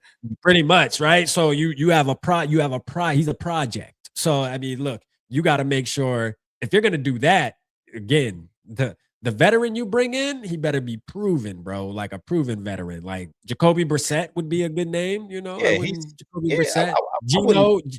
Geno Smith, if he's willing to take a real pay cut, even though I'm not a fan of Geno, but you know, I'm sure your pops can tell you all about Geno. He hate Gino. hey, he watching right now. He gonna call me and be like, "Yeah, you see, even your boy know about Gino." Yeah. I'm like, I don't want to hear that today, man. I'm not a huge fan of him, but I think he can win you some football games on the right, or in the right organization, on the right team. You know, the Raiders are the Raiders, bruh. But like Gino with Kevin O'Connell and Justin Jefferson and shit, is he gonna throw picks? Yeah, but you know, he'll also have some games where he ball out too and make it fun, in my opinion. I think it'll be like a Carson Wentz almost, you know. What about So Zach it'll be like Wilson, Jimmy Garoppolo? So Zach Wilson is one of my favorites, right? That I think I would Zach really Wilson. pursue. I like Zach Wilson. I think Zach Wilson needs I think he deserves another chance. But really, Mitchell Trubisky's another one. What was the other name you said? Jimmy Garoppolo. Jimmy Garoppolo. I never thought about Jimmy Garoppolo. But I guess, man, I mean, it doesn't excite me as much, bro. Like Jimmy Garoppolo, I'm like, I don't know. But he's there for like he's a proven winner though. And he knows the system for being in McVay's system and Shanahan's system. He can just come in, hit the ground running, or he can just be that veteran that's in the building. How old is Garoppolo, bro? Like, is Garoppolo in his mid-30s now? He has to be. He has to be, but I'm almost like anybody but Kirk Cousins, bro. Like, listen, bro, please, dog. Like, because I know he's in the conversation, and I'm like, bro, no, bro. Did y'all not watch Kirk Cousins play this year in Atlanta? You want that? You want that back, man? You know how long it took us to get out from under that, man? Shit, no. Man, if they get Kirk Cousins back, everybody should get fired, man. Bro, Kirk Cousins' agent might make us sign a contract that says no trade clause, and he needs $50 million up front. You know what I mean? I don't trust his agent. His agent too much of a dog for me, bro. I'm good. Nah, I'm cool. The Kirk Cousins train is not in Minnesota no more. Let him find another job somewhere else. Don't come back, man. Kirk will change over with, man. Get over it. This is McCarthy's team now, man. It's McCarthy's team, and a veteran needs to come in and challenge him. You know, Jameis. I take Jameis. Yeah. I take Jameis. It'd be fun. You know, he throw 7 picks, but he'll throw 7 touchdowns too. So shit, it'd be a fun game to watch. No, Russell Wilson, man. I just don't think he has the ability to get players to believe in him, and to me, I think that's a problem. Like, you know, he's very like in his shell. He doesn't really have that personality, in my opinion, at this point in his career. Maybe he did, you know, in Seattle at some point where he obviously went to a Super Bowl, won a Super Bowl as well, right? I think they won one. They won one. So, you know, like at that point, then he was the guy. At this point in his career, after the stuff he's been through, I just think he's to the point where he's just playing just to play and just to stack some money up, right? And I don't think he's there as far as, hey, I'm gonna rally the troops. We're gonna go get this Super Bowl again. No, I'm good on that, bro. I'm good. Yeah, we already talked about the Malik Willis situation. Yeah, but I don't see Malik Willis, man. I would say Malik Willis is better than JJ McCarthy. Listen, Malik Willis. First of all, y'all gotta also keep in mind Malik Willis had to play what 5 years? Is Malik Willis on like his 5th year or something? 4 or 5 years? Fourth. Yeah, he's on his 4th year. And also, let's consider this, man. Regardless of how we feel about the Green Bay Packers, they obviously do something right when it comes to the quarterback. They know how to develop quarterbacks. Thank you. You know, and they've had the same quarterback coach in that building behind the scenes, right? Since Aaron Rodgers was sitting on the bench, from what I heard. That's so crazy. Like they have somebody who really intentionally comes in and helps develop the quarterbacks that they draft, that they have sitting. So like that says a lot about how they do things over there and how serious they take the quarterback position. Something that, you know, maybe the Minnesota Vikings need to take some notes on, bro. To be honest with you, man, I know we hate the Packers. I hate them with a passion.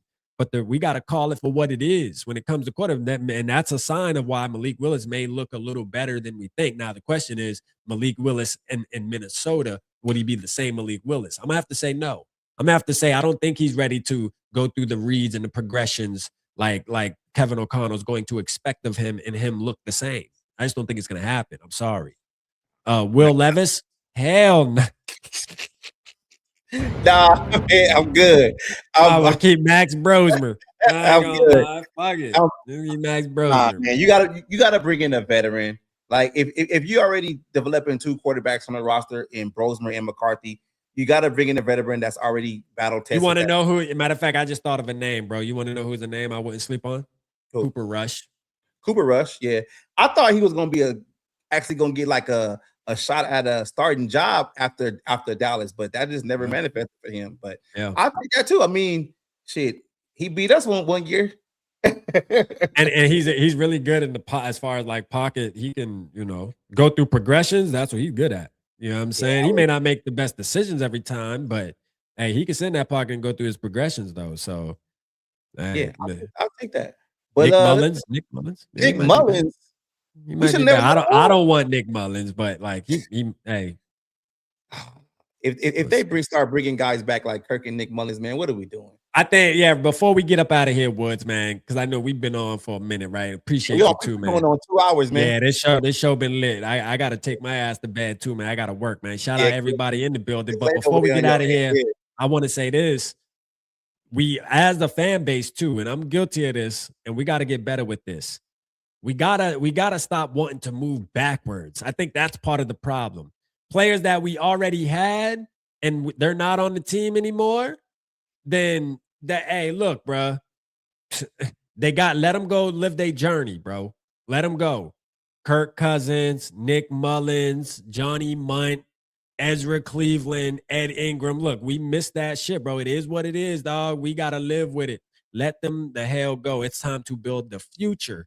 New players. We got to get some new faces up in the bed. Now, Eric Wilson, hey, he's a you know what I mean? I'm glad we brought bro back. You feel? He deserved to come back. It works out, yeah. If they work out, it's all good. But now we talking about quarterback, man, fuck that, man. We ain't going backwards, man. If you played for the Vikings and you ain't here no more, your ass ain't never coming back. I feel you, man. I feel you. It be a lot of that, man, trying to reach back to the past. I mean, look what happened with Thielen. We just wasted a draft pick for that. No, that's a fact, bro. Like we didn't need to do that. But thanks, Rap, man. I really appreciate it, man. It took us a minute to actually link up. Yeah. Hey, it is what it is, though, man. Appreciate I'm glad we linked, man. I'm glad we linked, man. Yeah, we're gonna do it some more. You know that. Yeah, we got a long off season, man. For sure, man. We just getting started, baby, man. Shout out to you, man. Right, appreciate everybody in the chat, man. Thank y'all. Yeah, thank you, everybody, man. Thanks, Rap. Yes, sir.